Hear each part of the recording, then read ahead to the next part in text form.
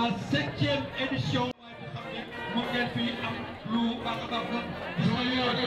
muy fay ak Lamine li sama rakk yi nga xam ne ñoom tam ñëw nañ teew ci bés bi di ay ñoo xam ne wax dëgg yàlla xale lañ waaye xale yu am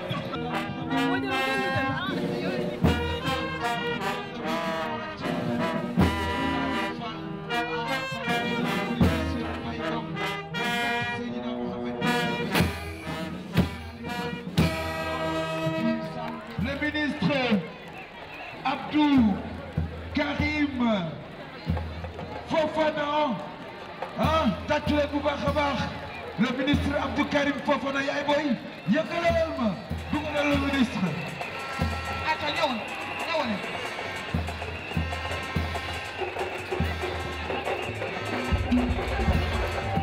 waaw Abdoulaye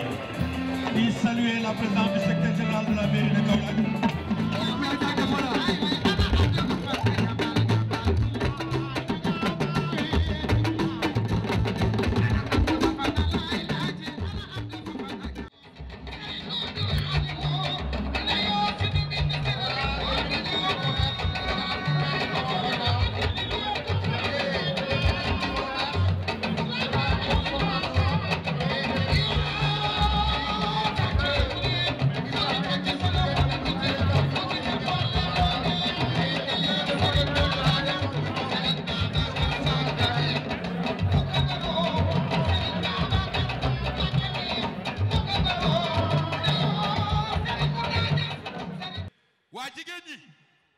madame Tall la ñuy woy dama bëgg yéen jigéen ñëpp ngeen jug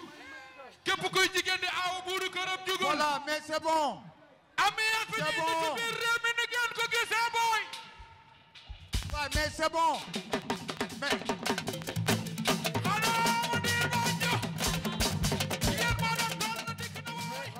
Excellences, Messieurs les ambassadeurs et membres de missions diplomatiques accrédités au Sénégal, Monsieur le représentant de la CEDEAO, Monsieur le représentant de l'UEMOA et de la Chambre de commerce régionale de l'UEMOA, Monsieur le gouverneur de la région de Kaolack, Mesdames, Messieurs les préfets des départements de la région de Kaolack, Monsieur le président de la Chambre de commerce de Kaolack et maire de la commune de Kaolack, Messieurs les présidents de conseil départemental, Messieurs les maires de communes de la région de Kaolack, Messieurs les présidents de chambres consulaires régionales, Mesdames, Messieurs les directeurs nationaux et chefs de services régionaux, Mesdames, Messieurs les membres du comité de pilotage de la foire internationale de Kaolack, Messieurs les chefs religieux et coutumiers de la région de Kaolack, honorables invités en vos rangs, grades, qualités respectives, chers participants, c'est avec un réel plaisir et une grande fierté que je voudrais accueillir aujourd'hui, dans cette terre chargée d'histoire de Kaolack, au nom du maire Serigne Mboup et de tout le conseil municipal,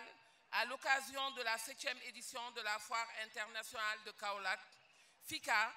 organisée par les chambres consulaires régionales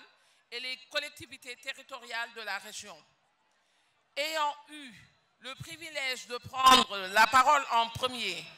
vous permettrez tout d'abord de souhaiter au nom des populations de Kaolack une cordiale et fraternelle bienvenue à tous nos hôtes et participants venus dans la terre des Boursaloum, de El Hadj Ibrahima Niass, de Cheikh al-Islam El Hadj Ibrahima Niass, de El Hadj Hamid Kane, de Serigne Bassirou Mbacké, de la famille Dème, de El Hadj Ibrahima Seydou Ndaw, Valdiodio Ndiaye, Amadou Cissé Dia, Babacar Ba ou Ablaye Diak, entre autres personnalités religieuses et politiques. Monsieur le ministre, Madame le ministre, Mesdames, Messieurs, organiser et pérenniser une telle manifestation commerciale comme la FICA est une gageure pour les chambres consulaires de Kaolack, dont je voudrais rendre un vibrant hommage. C'est aussi réaffirmer une dimension légendaire attachée au Saloum Saloum, le sens des affaires. Les initiateurs de la FICA ont de qui tenir, pour qui connaît les Dim Momar Gueye, Barambouk, El Hadj Idrissa Gueye, etc. C'est donc ce lourd et riche héritage que la commune de Kaolack, qui pour la première fois de son histoire compte une majorité d'opérateurs économiques, compte renforcer pour en faire une vitrine de dynamisme économique du pôle Sine Saloum, voire de la sous-région. C'est la raison pour laquelle, pour ce présent exercice budgétaire,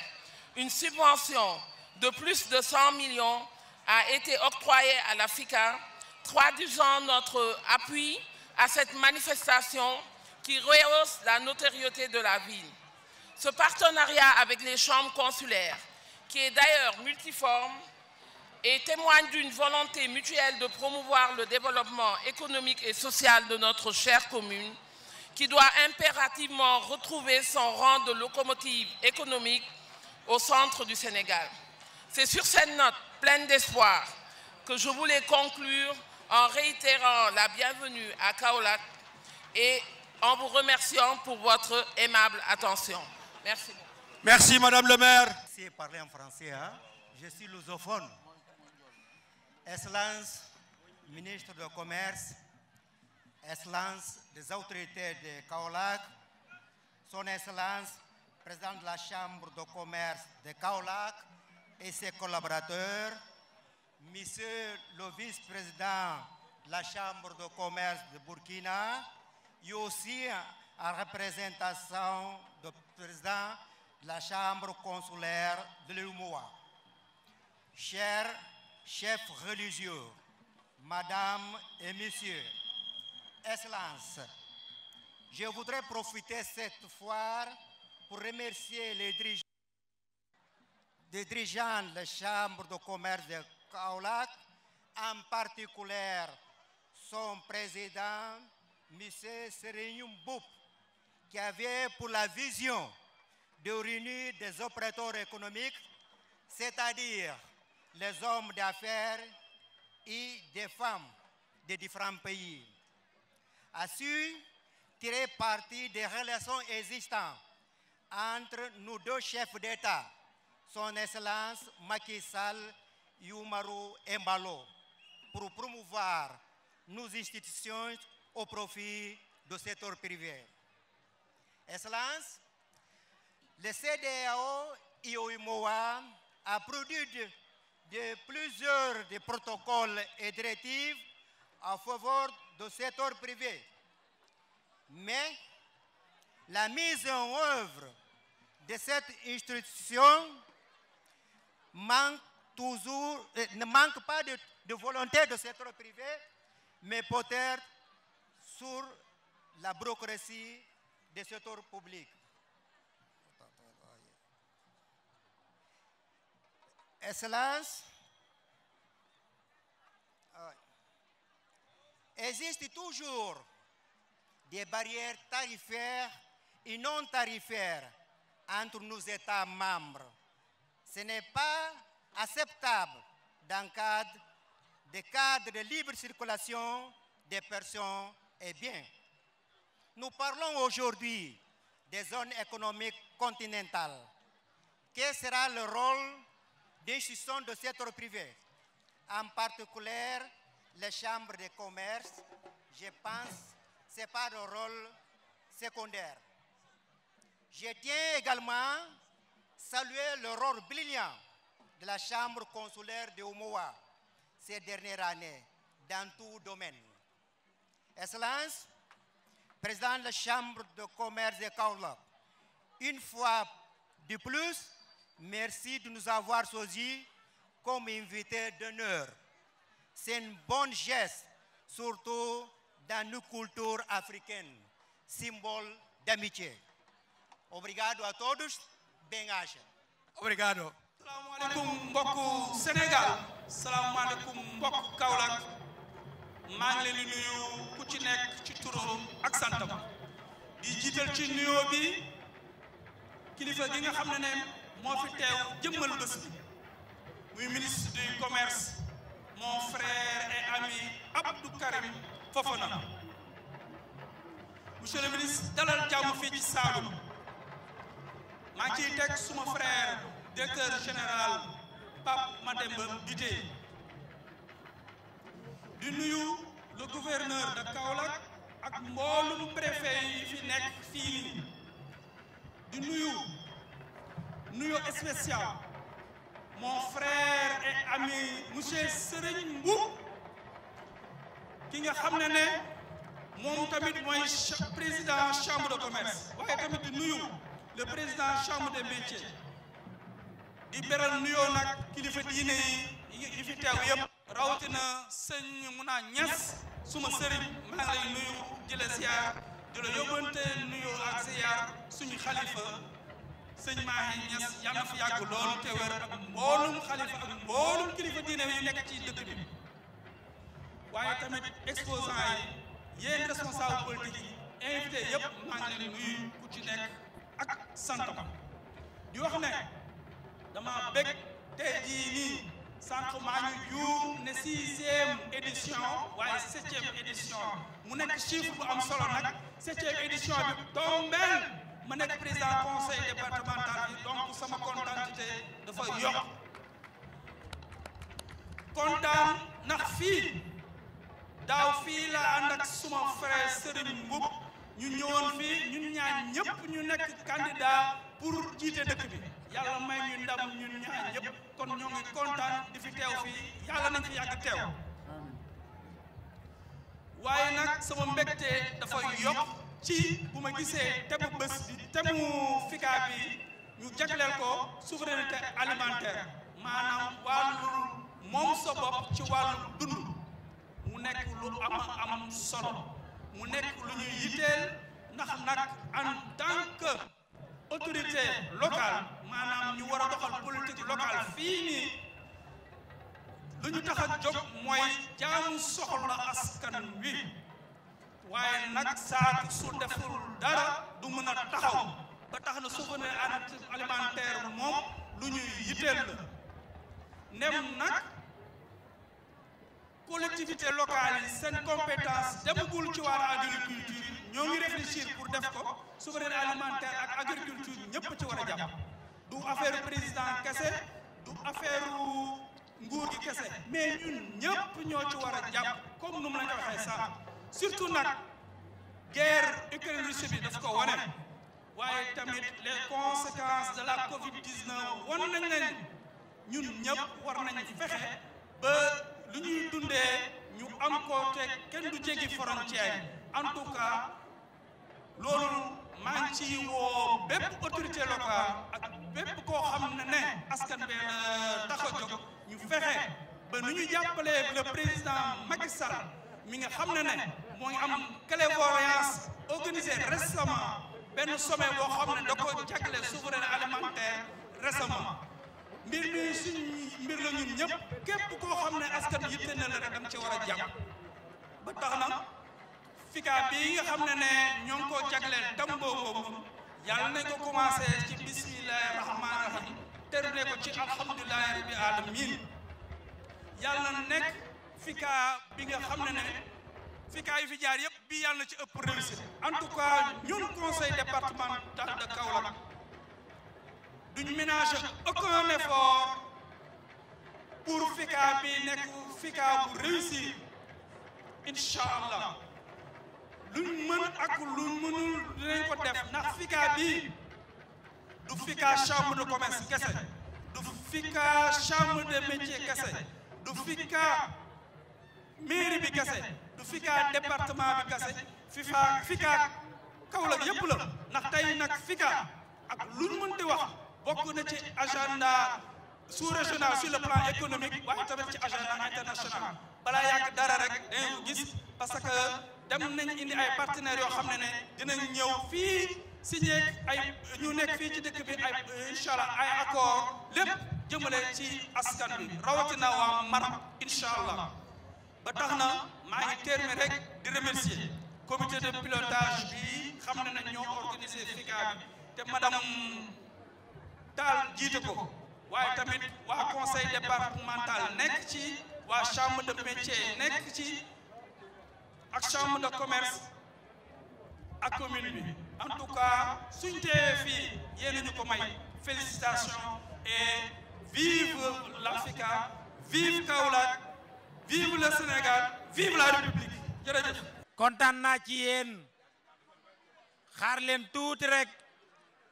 ñu pare benn discours moo des ministre bi njokkal leen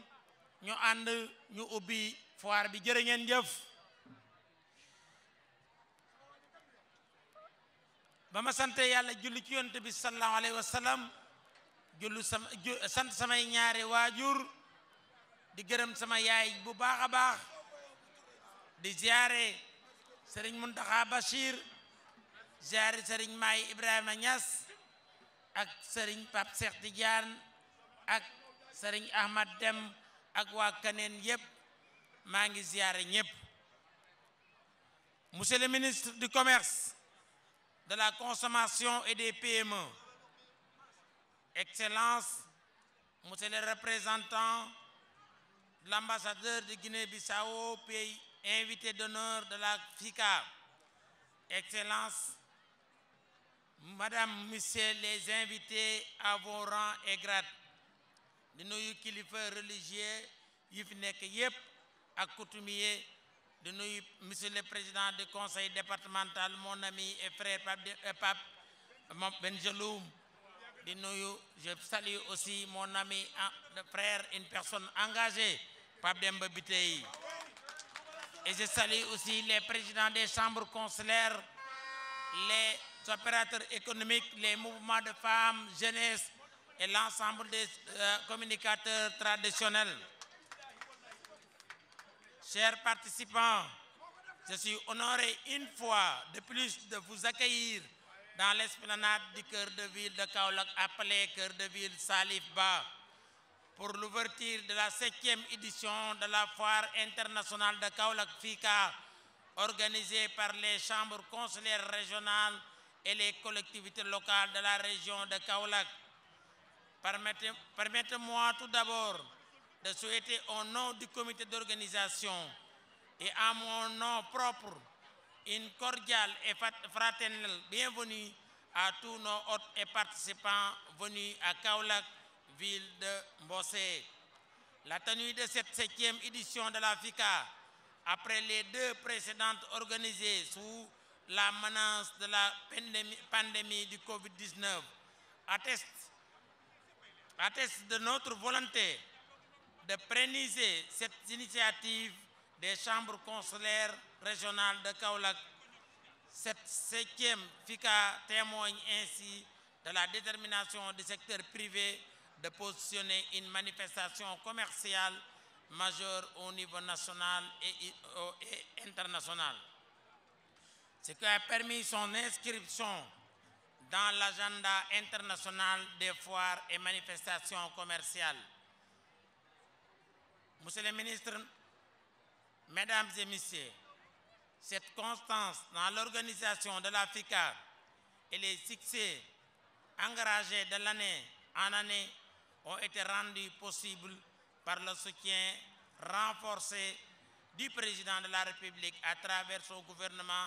et précisément le ministre du Commerce qui assure notre tutelle. Je voudrais à cette occasion solennelle exprimer ma sincère gratitude au nom du comité d'organisation de notre frère et ami, Monsieur le ministre Abdou Karim Fofana. Notre gratitude va aussi à son Excellence Oumbara Ambalo et son gouvernement ici représenté par la Chambre de commerce de Guinée-Bissau. Je confonds dans ces remerciements mes collègues présidents de chambres consulaires, maires et élus territoriaux. Monsieur le ministre, Madame, Messieurs, cette 7e édition, nous en avons voulu en faire un tournant dans la maturité et de l'innovation. Cela passe d'abord par une thématique au cœur de l'actualité politique et économique. En effet, ce thème, sécurité alimentaire et contexte économique global, l'urgence de la résilience des terroirs colle bien avec le forum de Dakar. Nourrir l'Afrique, que notre capitale vient d'abriter grâce au leadership et au dynamisme de son Excellence, Monsieur le Président de la République Macky Sall. Rien de plus normal qu'à l'échelle sous-régionale que la FICA prenne le relais en ajustant dans le cadre territorial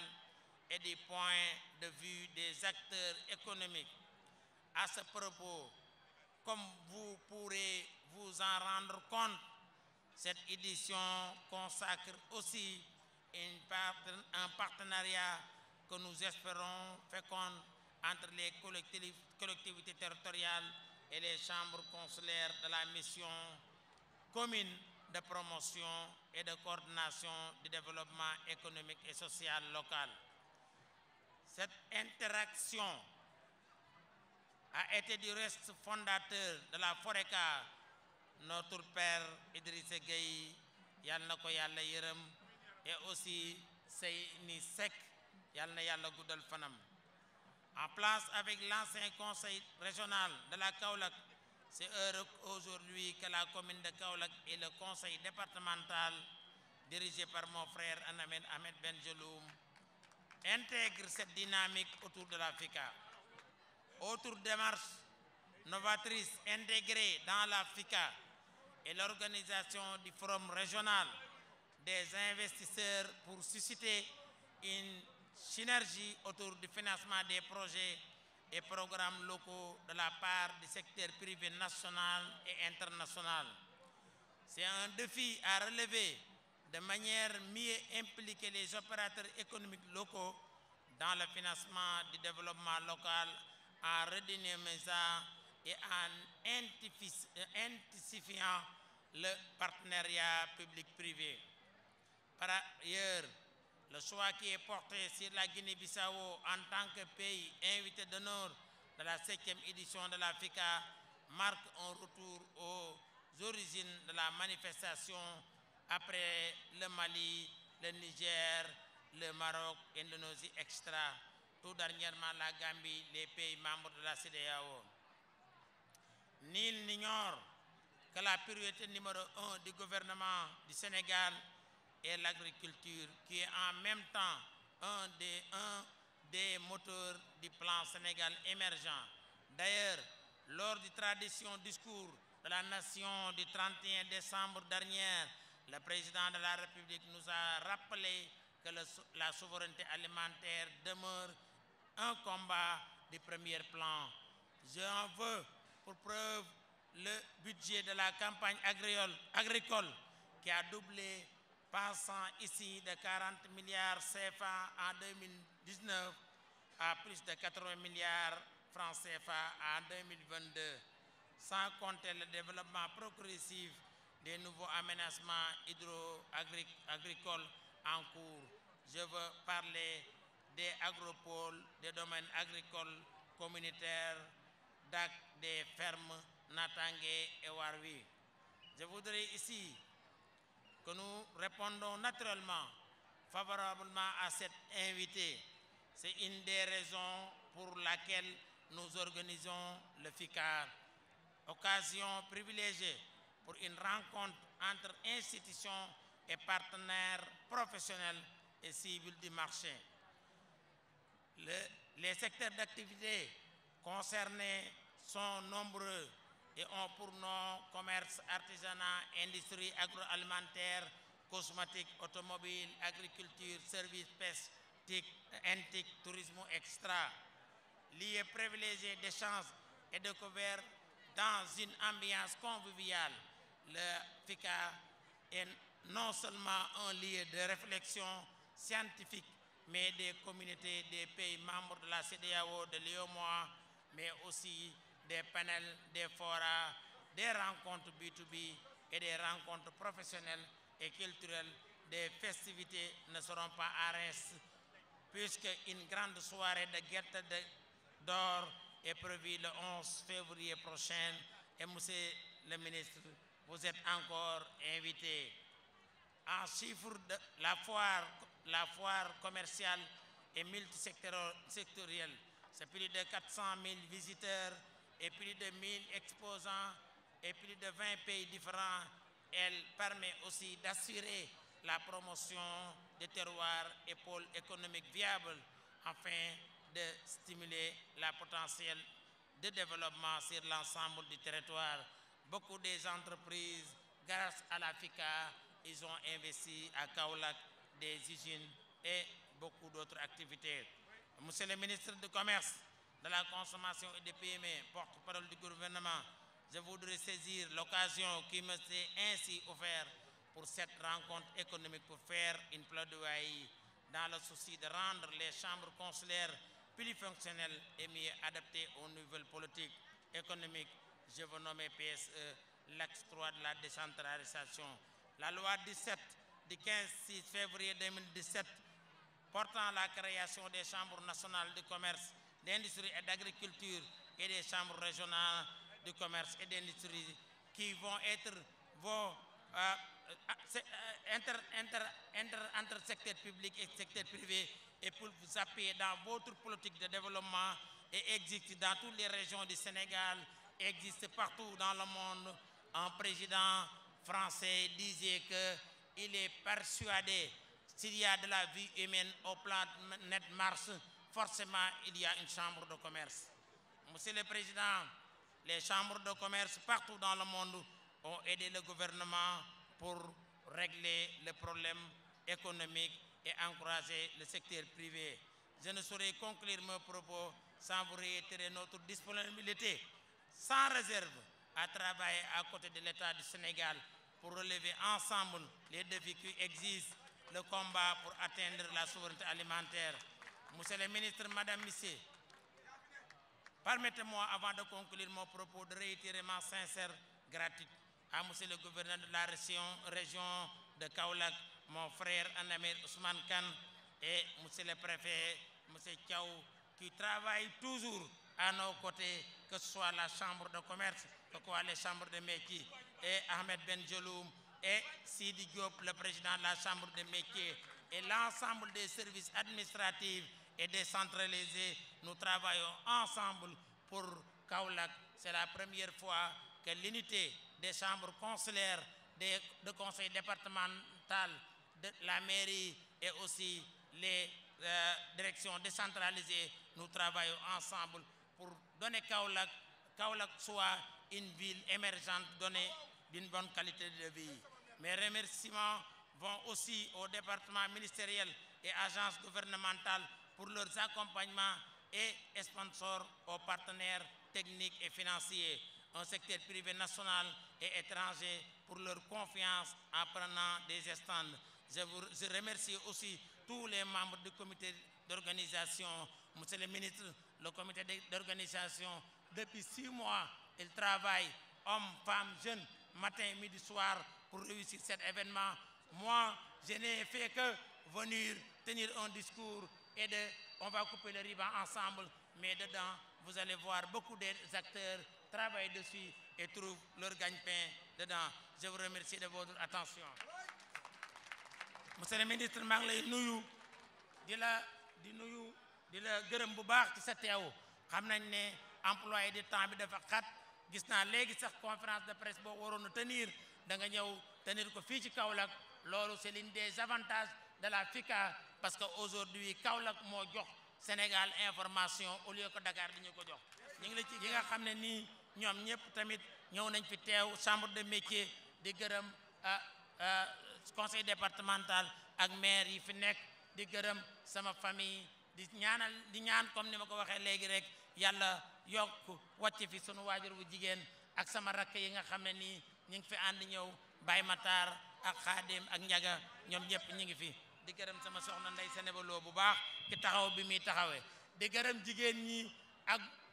ñi ak jeunesse bi yéen ñëpp maa ngi leen di gërëm depuis 16h 15h yéen a ngi fi xaddiwu leen te yéen a ngi fi encore ba ci kanam di wax rek monsieur le ministre Kaolack c'est la première fois Kaolack am benn unité Kaolack ànd ci ñoo xam ne nii xëy na jóge nañ ci parti yu bari jóge ci opposition jóge ci parti au pouvoir à l'exemple de Benjeloum ñu liggéey ensemble ba Kaolack jox ñu bopp dañoo war a continuer liggéey ensemble kenn ku ne sa gëm-gëm ba nga nekk nga bañ ko yàq ñu liggéey pour l'intérêt de la ville et je pense que loolu danañ ci fekk ci gouverneur danañ ci fekk ci préfet danañ ci fekk ci parce que ñoom ils sont là pour la République et je pense que loolu danañ ko def et monsieur le ministre ñun am nañ kilifa président de la République mooy sunu kilifa li ma ciy wax mooy yàgg naa ko wax fii sama xarit la jox na ma cër dana ma déglu dana ma jox cër fu ñu dajee cœur de ville bii su dul woon moom tey lii du taxaw bi yéen ñëpp xam ngeen ne 2012 moo ñëwal boppam fii lancé ko lam ci war a def ko ba tey cœur de ville nekk espace boo xam ne nii goneeg ndaw sëriñ ñëpp ñu ngi ciy jariñu kon na nga remercier ñu ko baax ci loolu di wax rek ne tey jii suñu bëgg-bëgg mooy Kaolack bi nga xam ne nii moo nekkoon locomotive du Sénégal Kaolack moo nekk locomotive Sénégal ci diine damay bañ a guddal kàddu gi waaye xam ngeen ne tariqa yëpp fii lañ juddoo tariqa yëpp ci Saloum lañ juddoo président yi ci Sénégal yëpp commencé ci Léopold Sédar Senghor Abdou Diouf président Abdoulaye Wade Macky Sall Saloum moo leen suuxat bañ mën a taxaw fi ñu war a taxaw loolu leer na premier ministre yëpp sur les 12 7 yi ci loolu la gouvernement bi tamit noonu la monsieur le ministre defar Kaolack du defaral Serigne Mboup du defaral gouverneur defaral Sénégal la parce que fii 1200 camions ñoo koy traversé par jour monsieur le ministre ak Pam Demba bi tey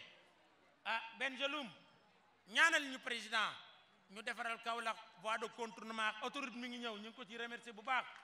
wala voie bii ñu def ko 2 voies li fiy jaar ci oto jaarul fenn ci Sénégal waaye xam naa ne loolu fàttewu ko ndax chaque fois su ma ko waxee ci Kaolack li may wax ne yéene bi ma am ci Kaolack incha allah danaa ko def toog leen déglu ma rek te loolu xam naa ko le port nañu ko defaral Kaolack mën na absorber dynamique bi nekk Dakar bëgg a yàqu ñëpp daw jëm fa Kaolack mën na ko absorber maa ngi finir rek pour wax ne jeunesse bi liggéey rek moo am njariñ liggéey rek laa wax ne moo am njariñ ñun bu dee coono bu dee métit fu ne jaar nañ ci mais liggéey bi ñu gëm rek moo ñu andi fii ñu taxaw tey jigéen ñi tamit jigéen ñu jàmbaar lañ monsieur le ministre jigéen yoo xam ne guddeeg bëccëg ñu ngi liggéey looloo tax c'est la première fois la mairie de Kaolack a voté un budget de 300 millions l'objectif mooy lan mooy les usines dañuy wàcc ci quartier yi ñu fabriquer foofu li ñuy lekk consommer local bi nekk foofu nga xam ne ni duñ am problème fu ñu ko jaayee danañ am fu ñu ko transformer foofu def ko incha allah xëy na balaa année bee jeex da nga ci gis loolu lépp nag ñu ngi koy def di la ci yaakaar encore ndax gis nañ programme yi nga teg yëpp pour consommer local ak yombal nit ñi seenu dund maa ngi gërëm ñëpp di sant ñëpp di gërëm journaliste yi di gën a gërëm suñ sëriñ si ñi nga xam ne nii bàyyi nañ seen lépp ñëw nekk fii ci conditions yi wasalaamualeykum wa rahmatullahi taala wa barakatuh aouzu billahi min asheytaani rajim bismillahi rahmani rahim wasalaatu wasalaam ala rasulillah seydina muhammad salallahu alayhi wa sallam mbokki Kaolack maa ngi leen di nuyu di jiital ci nuyoo bi monsieur le gouverneur de la région de Kaolack monsieur le préfet du département de Kaolack monsieur le président du conseil départemental de Kaolack Ahmed Youssef Bengeloun sama xarit sama frère monsieur le maire de Kaolack président de la chambre de commerce d'industrie et d'agriculture de Kaolack suñu mag Serigne Mboup président Serigne Mboup maa ngi lay nuyu di nuyu sama xarit sama frère monsieur le directeur général de la Sénélec Pape Demba Bitèye di nuyu représentant wu chambre de commerce bu Guinée-Bissau mu jël fi kàddu léegi di ko gërëm di ko sant ci teewaayam di nuyu président chambre des métiers bu Kaolack ma dégg ko léegi mu jël fi kàddu yu am solo di nuyu kilifa diine yi nga xam ne dégg nañ leen fi Serigne Babacar Mbacké mu kabaro waa kër Baye Niass yi ma fi dégg sànq Serigne Modou Mahfouz Mbacké mi fi jógee Serigne Lamine Mbacké sama mbokk yi waa Demeen nga xam ne sëñ Ousmane Dem nuyonte nañ léegi ak mbokk yi nga xam ne daje nañ fi lépp tey ci bés bii ma dikk fi tey ci ndigalu président de la République Macky Sall mu ne ma ñëw teewal ko fii ci bés bu mag bi muy ubbite foire internationale de Kaolack foire internationale nag ci Sénégal dëkk yi ko am bëriwuñ defe naa boo tuddee bu Ndakaaru bu Kaolack nga ciy teg loolu nag li muy wone mooy njàmbaar li muy wone mooy yéene li muy wone mooy pas-pas boo xam ne waa Kaolack wane nañ ko pas-pas boobu nag balaa may egsi ci président Serigne Mboup wax ngeen ko sànq dafa jiitoo ci ay kilifa yoo xam ne ñaanal nañ leen léegi Alaaji Idrissa Gueye wax nga ko léegi di waajur ci sama xarit Ousmane Gueye moom ba muy tàmbali foire régionale de Kaolack lu yàgg la donc loolu day wane ne président Serigne Mboup li muy def lu mu donn la ci ñi nga xamante ne ñoo doon jiite chambre de commerce bi balaa may dugg ci waxtaan wi it war naa fàttali bu yàggul ñi ngi màggal fanweeru atu groupe CCBM comptoir commercial Bara Mboup yàlla def bés biñ koy ubbi ma waroon nekk ci Londres war a fekkee li ñuy wax conseil international des céréales képp ku gis jamono ji ni mu demee nga xam ne pepp yi ñuy jëfandikoo moo xam blé la moo xam ceeb la moo xam yeneen ak yeneen dafa ñàkk ci àdduna bi moo tax réunion bu mel noonu buñ ko wootee ci àdduna bi ministre yi waruñu ko wuute fekkee ko waaye sama yéene moo doon ñëw fekkee fanweeru at bu groupe CCBM ndax président Serigne Mboup ak njabootu suñu waajur Alaaji Bara Mboup jar nañ ko ndaxte gis nañ fi groupe bi toll tey gis nañ tamit ku ci ne ci njaboot gi ci li ngay góorgóorlu li nga ciy def ma ciy nuyu sama xarit Matar Mboup ñoom Saliou Mboup ak ñeneen président Serigne Mboup buñ fi ñëwee baax nañu fàttali liggéey yu am solo yooyu ndaxte président Macky Sall li mu woote mooy fexe Sénégal ñu koy soqali ci fu ne loolu la ñuy wax développement dans les territoires te gis nañ ne région de Kaolack ñu ngi ciy góorgóorlu gis nañ projet yu mag yi fi am waaye gis nañ tamit président Macky Sall fulla bi mu jox Kaolack gis ngeen biñ ne autoroute Ila Touba lim ci teg mooy Mbour Fatick Kaolack programme assainissement des 10 villes gis ngeen cër bi mu ci jox Kaolack waaye li nga xam ne bokk na ci projet yi gën a révolutionnaire ci li muy def mooy agropole centre mooy fexe la ñuy bay ci gox yeeg goxaan yi balaa mu fay jógee ñu am infrastructure yi nga xam ne mooy tax usines yi dinañ fi mën a teew di jënd li baykat yi di def di ko soppee fii di ko mën a jaay feneen ak feneen loolu nag dafa dëppoo ak li nga xam ne moom ngeen wax ci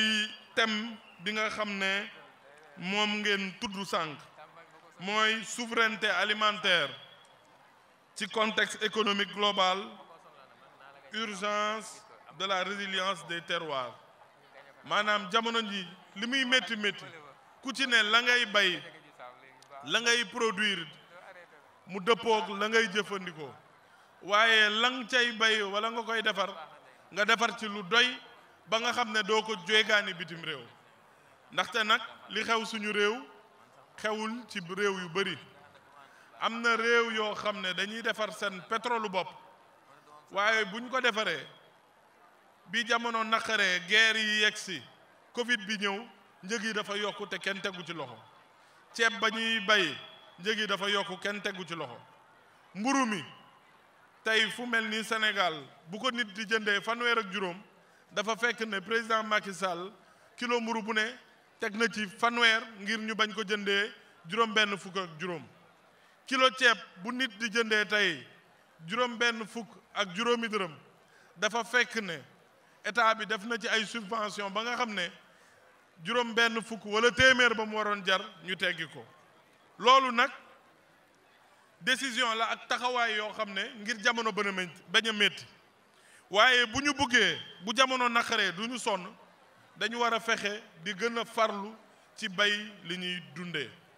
di produire li ñuy dundee te loolu nag moo tax ndaje yu mel nii foire yu mel nii am solo ndaxte buñ ci duggee dinañ fi gis ku ci ne li ngay liggéey naka nga koy liggéeyee naka nga koy soppee fan ngay jëlee financement ak ñi koy jënd si di ko jaay fan lañ koy gisee looloo tax ma sawar ci ñëw foire bi félicité waa Kaolack félicité chambre de commerce bu Kaolack defe naa ne maa ngi koy wax keroog président Serigne Mboup nee naa ko bi ma nekkee ministre du commerce ba léegi defe naa région bi rek laa ñëwagum ñaar wala ñetti yoon waaye loolu waa Kaolack ñoo ko wane président Serigne Mboup moo ko wane ci pas-pas bi ak taxawaay bi loolu nag egg na ci dëppoo bi am ci doxalinu président Serigne Mboup ak doxalinu président Macky Sall ndaxte ñoom ñaar dañ doon ñoo xam ne ñoo bokk jamono màggee ci ronu président Ablaye Wade ku ci nekk am foo teg sa bët jàpp ne Sénégal fa la war a dem président Macky Sall bi mu ñëwee fekk Sénégal ñuy bay 400 000 tonnes ci wàllu ceeb dafa ne xeeb na ko bëgg na mu egg lu weesu 1 million de tonnes tey 1 million de tonnes boobu am nañ ko bi mu fekkee ñuy bay 400 000 tonnes ci gerte mu ne dama bëgg ñu jël 1 million de tonnes dem lu gën a sori weesu nañ ko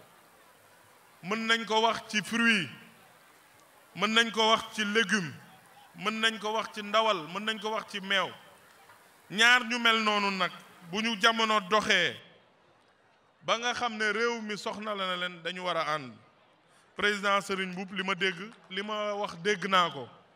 nangu nga kilifteef bi président Macky Sall am te yàlla jox ko nangu nga it li nga xam ne mooy pas-pasam ci liggéey yow it ngay nitu liggéey donc li leen war mooy liggéey bi ngeen daan liggéey ngeen ànd di ko continuer ngir Sénégal gën a jëm kanam waaye région wu Kaolack bii nga xam ne fii le président Macky Sall jàngee lycéem ci lycée bi région bii nga xam ne da ko fonk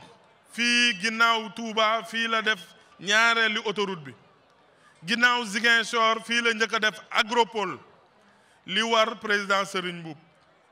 mooy ñu ànd ak président conseil départemental directeur général Sénélec ak mbokki Kaolack yépp ñu taxawu président Macky Sall ci li mu bëgg ndaxte réew mi fi mu toll ànd ak kuy liggéey di defar ay autoroute di jàppale baykat yi di joxe moyen di financer ndaw yi ñuy liggéey moo gën ànd ak ñuy saaga ñuy toj ñuy yàq réewu defar lañ nekk réewu yiw lañ nekk réewu xéwal lañ nekk waaye nekkuñu réewu yàq réewu toj ak réewu gatsa looloo doon kàddu yi ma bëggoon wax gërëm leen sant leen di gërëm waa Kaolack di leen sant di leen wax ne président Macky Sall nee na loo leen yëkkati te mu jëm ci njëriñu Sénégal boo leen gëstoo di ngeen ko gis ci ginnaaw wala ngeen gis ko ci kanam maa ngi gërëm ñëpp di gërëm tamit jigéenu Kaolack président Serigne Mboup seetlu naa ne dafa mel ni sa conseil municipal jigéen yi ñoo fa ëpp góor ñi loolu moom dama xamul ndax pexe madame Tall la wala pexe président Serigne Mboup la loolu daal xam naa ne lu am solo la te feeñ na ci liggéey bi maa leen di gërëm di leen sant allahumma salli ala sayyidina Muhammad wa sallam jërëjëf. monsieur Ablaye Dia Pape Demba bi tey mii. Oh my events. dafa am lu ñu bokk muy Maulana Cheikh Ibrahim Niass borom man yubbi ni man yaraani waaye Serigne Mboup waaye Cheikh al Islam sama waajaa ngi nii taxaw. oh my ku ko bàyyi def erreur de. ndey xoroje ci sa yaay ndey xoroje ci sa aawo ñu bokk ko Cheikh al Islam borom man yubbi ni man yaraani sama waajaa ngi nii taxaw waaye Serigne Mboup ji loolu il faut ma wax ko ci. kaadar nga Pape Demba bi tey kaadar ngaay kaadar nga Pape Demba kaadar ngaay ki la jàngal ko ko jàngal meetar la waaw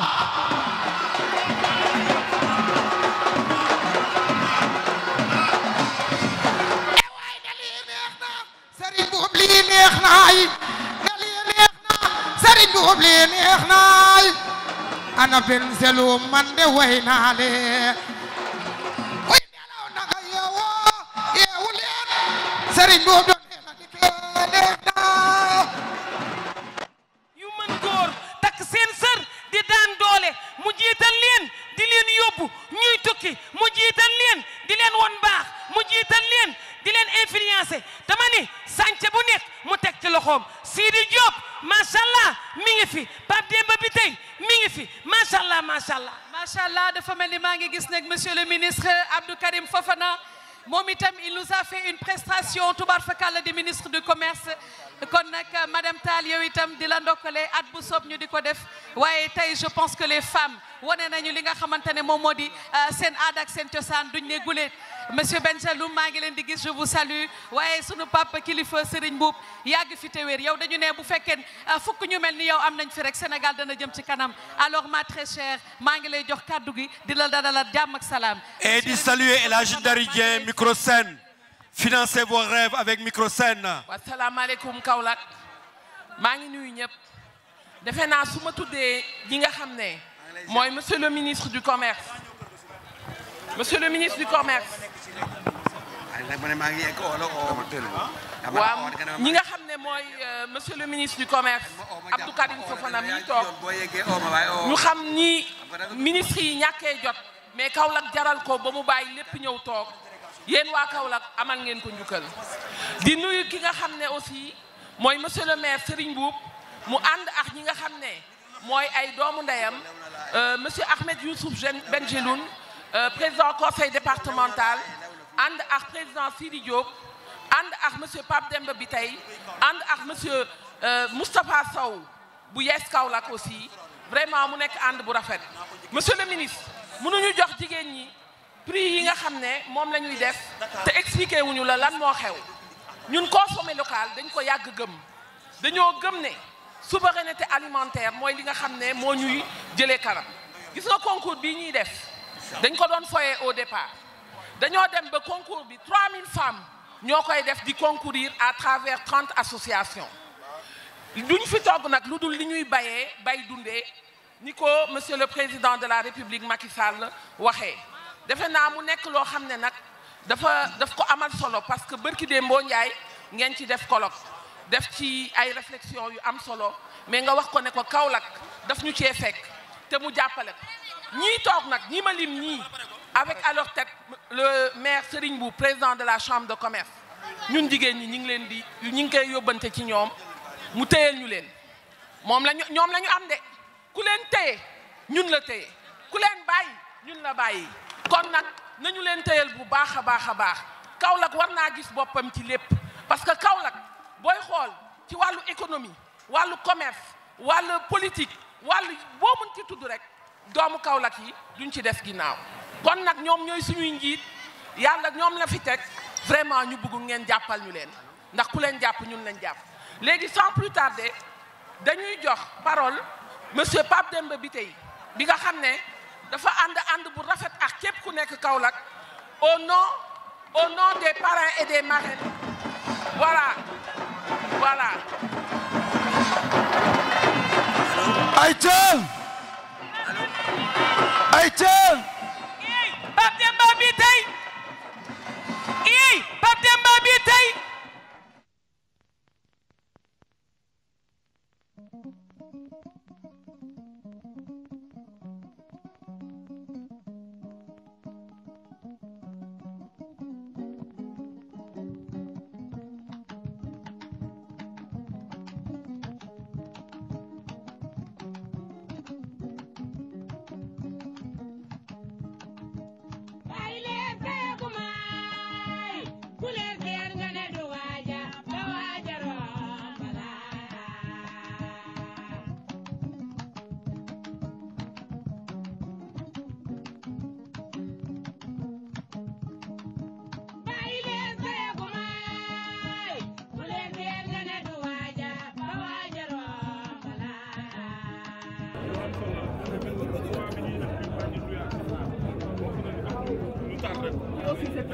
délégué de quartier yi def leen ndax problème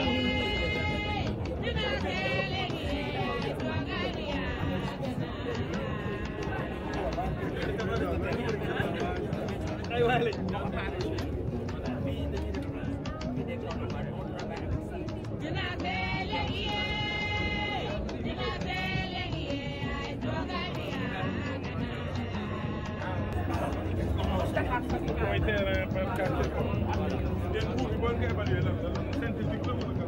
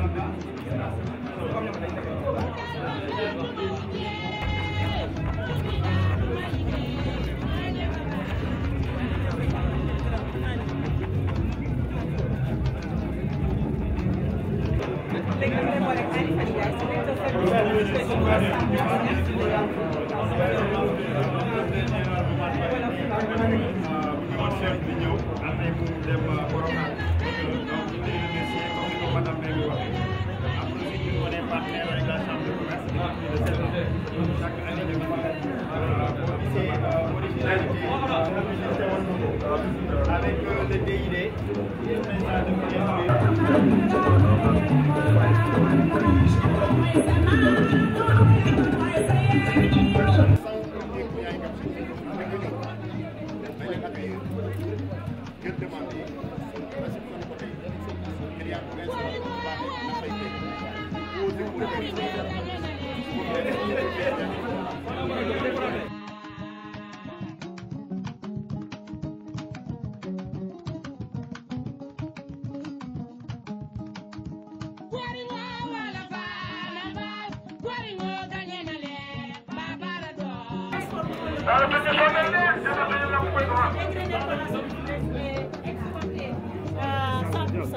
On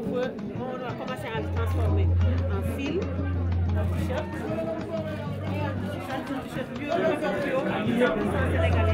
C'est les animaux qui nous ont mais à la partie